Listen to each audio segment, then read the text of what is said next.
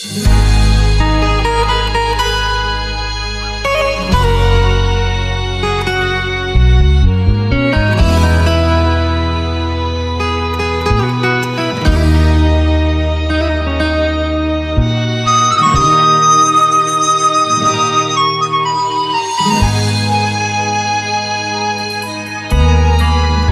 ោះតែជីវភាពត្រូវឃ្លាតចាក់ស្រុក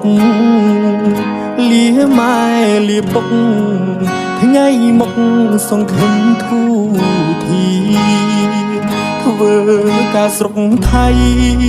យប់ថ្ងៃស៊ូមិនរញរាទូហត់នឿយក្តៅរងាឈឺជាក៏មិនហ៊ានឈប់បាំងទ្វាងហេតុមួយដល់អាក្រក់ទ្រូងខ្ញុំដងហក់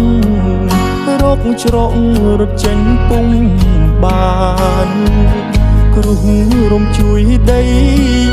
ប្រឡ័យជីវិតខ្ញុំហើយអោលោកពុកញាក់ម៉ែអើយអូនហើយលែងត្រឡប់ពុទ្ធធម៌ព្រះអើយត្រូវថ្មសង្កត់ទៀងថ្មគៀបជាប់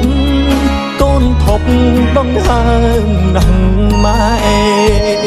អាគីរលំ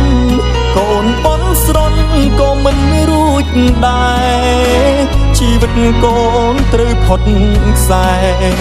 ម៉ែអើយកូនសែនវេទនីក្តី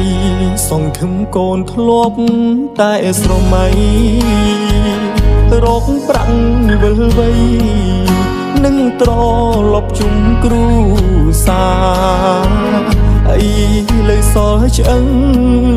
មួយចានវិលរកគ្រូសា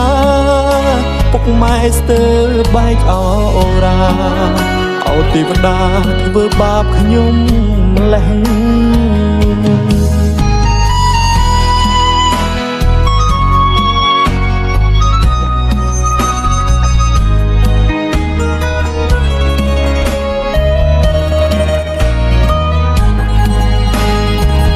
ពុទ្ធធម៌ព្រះអើ